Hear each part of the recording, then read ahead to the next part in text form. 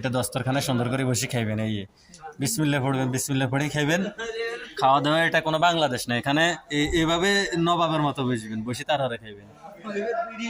এই বসে এটা এখানে দস্তরখানাত বসে বিসমিল্লাহ পড়ে সুন্দর মতো খাইতে হইবে এটা বেশি। কাকা এভাবে কি বাংলাদেশে খায়নি?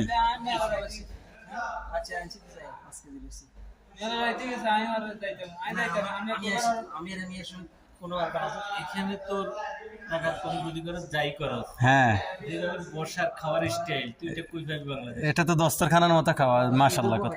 ইউরোপও এভাবে নেই না, হেরা শৌখিন মানুষ না। এরা পরিশ্রমী এরা জনসংখ্যা কম। সাক্ষী এটা এভিডেন্স, এভিডেন্স।